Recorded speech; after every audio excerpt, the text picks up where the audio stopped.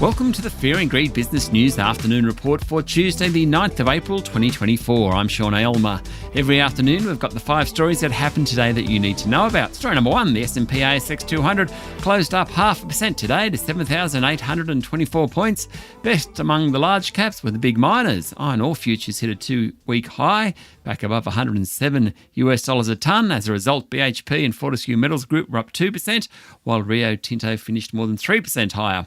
Otherwise, Aristocrat Leisure rose 1.7%. REA Group was up more than 1%, as was Westpac. The worst performers among the large caps were Cochlear dropped more than 2%, Goodman fell 1.4%, Macquarie Group was off 1%, and CSL and Telstra also ended lower.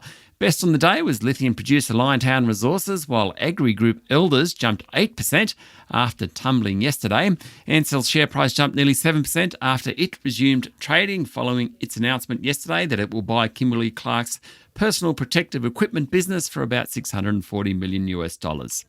Story number 2, gold prices have hit a new high.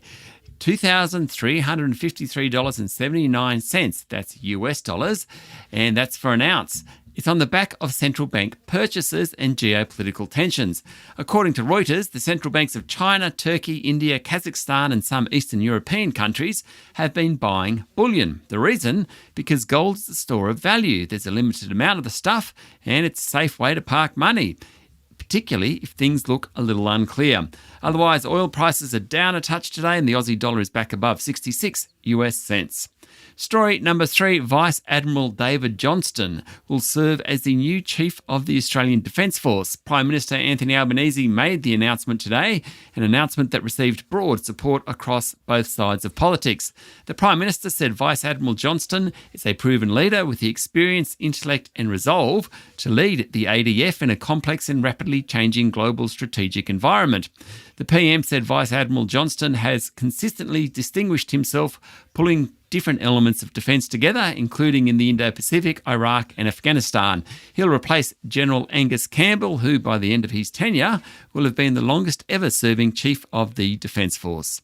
Story number 4, Santos' planned $15 billion LNG project in Papua New Guinea has run into more problems, with a final investment decision now not expected until next year. Some of the bids from contractors wanting to build the massive project would make the facility uneconomic, Santos said. And the venture, which is being managed by France's TotalEnergies, will keep working with contractors to hopefully find a commercially viable solution. The final investment decision was due last year, but then it was delayed until early this year, then later in 2024. Now it looks like it won't be made until next year. The consortium includes TotalEnergies and Santos, as well as ExxonMobil and JX Nippon. Papua LNG is one of Santos' biggest growth projects. The news today sent Santos' share price down more than 2%.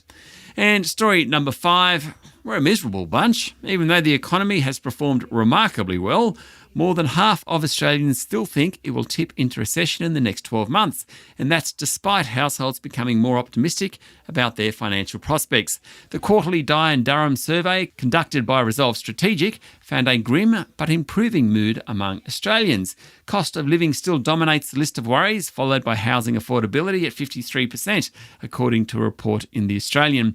The cost of living is the number one issue when it comes to influencing who people will vote for, or at least would vote for, in an election.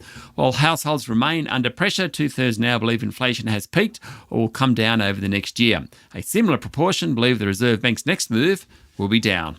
That's it for the afternoon report for Tuesday the 9th of April 2024. Michael Thompson and I will be back tomorrow morning with a Wednesday edition of Fear and Greed Business News. I'm Sean Aylmer. Enjoy your evening.